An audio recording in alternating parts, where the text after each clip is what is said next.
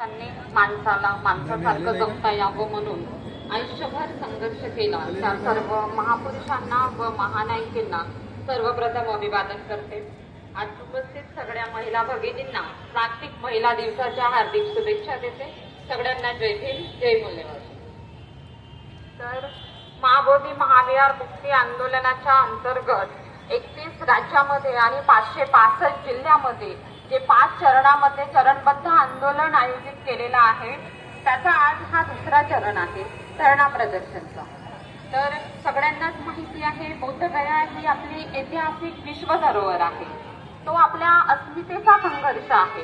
ब्राह्मणांनी खूप चालाकीने ते कानून बनवून आपला कब्जा त्या महाबोधी महाविहारावर केलेला आहे. बीटीएमसी ऍक्ट 1949 हा ऍक्ट कानूनच्या अंतर्गत ते त्या महाबोधी महाविहाराचे मालक होऊन बसलेले आहेत. आणि आपल्याला जर आता हे महाबोधी महाविहार मुक्त करायचं असेल, त्यासाठी सर्वप्रथम आपल्याला तो बीटीएमसी ऍक्ट रद्द करावा लागेल, तरच आपण हे महाबोधी महाविहार ऍक्ट मुक्ती आंदोलन सक्सेस करू शकतो. तर आपल्याला माहिती आहे की बौद्ध आणि ब्राह्मण हे दोन वेगळी विचारधारा आहेत. त्या ब्राह्मणाचा आज महाबोधी महाविहारावर पूर्णपणे कब्जा झालेला आहे. बीटीएमसी जी समिती आहे ते सुद्धा ब्राह्मणांच्या याच्यानुसारच काम करत आहे. आणि हा दोन वेगळ्या विचारधारा आहे. ह्या दोन वेगळ्या विचारधारा एकत्र येऊन त्यांची ती विरासत होऊ शकत नाही. तिथे सत्यानाश आहे आपला महाबोधी महाविहाराचा.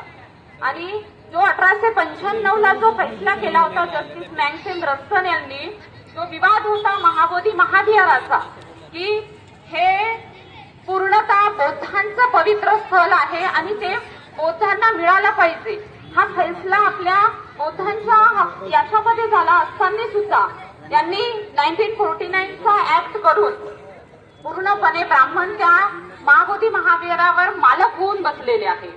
जेव्हा मान्यवर कांशीराम साहेबांना महाबोधी महाविहाराबद्दल प्रश्न विचारला होता की साहेब तुमचं बौद्धगयेबद्दल महाबोधी महाविहाराबद्दल काय म्हणणं आहे, तर त्यावर कांशीराम साहेब बोलले कि अगर तुमको महाबोधि महाविहार के पन्नों को बाहर निकालना है तो सबसे पहले आपको संसद में बैठे हुए पन्नों को भगाना होगा. महाविहार, महाबोधि विहार या अन्य कोई बौद्ध स्थल हो, उनमें बैठे हुए पंडे अपने आप निकल जाएंगे. आणि या गोष्टीसाठी हे 5वं अगदी महत्वपूर्ण आपलं चरण आहे. 9 एप्रिलला जे आपण जेलभरो आंदोलन केलेलं आहे, संसदमध्ये जाण्यासाठी जो मोठा अडथळा आपल्या बहुजन समाजाला येत आहे, तो म्हणजे आपल्या वोटचा चोरी होत आहे. आणि ईव्हीएम मशीनद्वारे ही वोटची चोरी होऊन आपले खरे प्रतिनिधी आपण त्या संसदेमध्ये पाठवू शकत नाही आहे. आणि म्हणून 9 एप्रिलला जर आपण मोठ्या प्रमाणात हे आंदोलन सक्सेस केलं तर नक्कीच पूर्ण भारत परतलेली जी बौद्धांची विरासत आहे, जी बहुजनांची विरासत आहे, ते वाचवण्यामध्ये आपण नक्कीच यशस्वी होऊ शकतो. त्यासाठी सगळ्यांनी 9 एप्रिल 2025च्या जेल भरो आंदोलनासाठी एवढ्या मोठ्या ताकदीने महिलांनी सुद्धा आपलं साथ समर्थन द्यावं, एवढंच आश्वासन करते. थांबते. जय मुलगा.